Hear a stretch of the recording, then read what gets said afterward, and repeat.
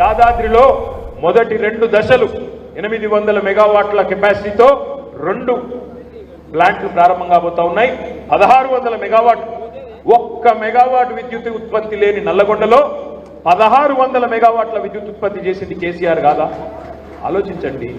65 ఏళ్ళు సమస్యల వలయంలో కొట్టుమిట్టాడిన మునుగోడు, దేవరకొండ మంచినీళ్ల కోసం అవస్థ పడ్డ మునుగోడులో మంచినీళ్ళు ఇచ్చింది కేసీఆర్ కాదా?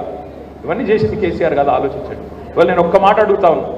ఒకవైపేమో 10 ఏళ్ల నిజం మీ ముంగట్టున్నది, ఇంకోవైపేమో 6 నెలల అబద్ధం మీ ముంగట్టున్నది.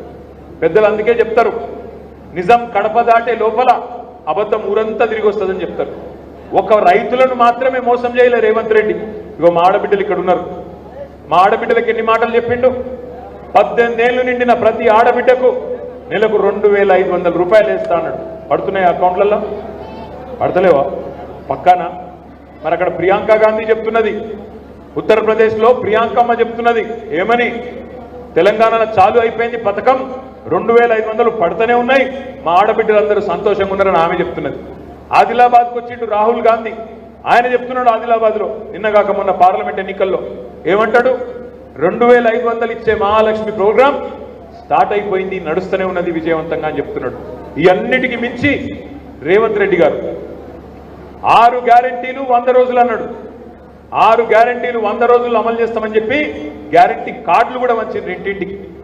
6 గ్యారెంటీలలో రేవంత్ రెడ్డి సిగ్గు లేకుండా చెప్తున్నాడు 5 గ్యారెంటీలు ఆల్రెడీ అమలైపోయినాయి అంటున్నాడు. అయినాయా నిజంగా? అయినాయా కాలేదా? ఒకటే 6 గ్యారెంటీలు, అది కూడా ఒక గ్యారెంటీలో ఒక ముక్క. 6 గ్యారెంటీల్లో 13 హామీలు ఉన్నాయి, ఆ 13లో ఒక్క ముక్క. ఏది అమలు చేసిండో అది ఒక ఫ్రీ బస్సు. ఇక ఆ ఫ్రీ బస్సు అందం చెప్పరాదు. అలా ఆడోళ్ళు తిట్టుకున్నాడు, ఆడోళ్ళు కొట్టుకున్నాడు, మగోళ్ళు తిట్టుకున్నాడు.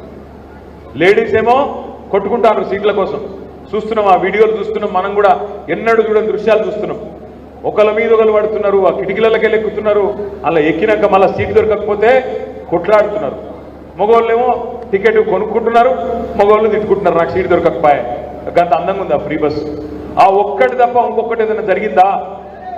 మా ఆడబిడ్డలను అడుగుతున్నారు, 2500 రాలే, ఫ్రీ స్కూటీలు అన్నారు, కళ్యాణ లక్ష్మి 1,00,000 రూపాయలు కేసీఆర్ ఇస్తే నేను దాని మీదకెళ్ళి తులం బంగారం ఇస్తా అన్నాడు.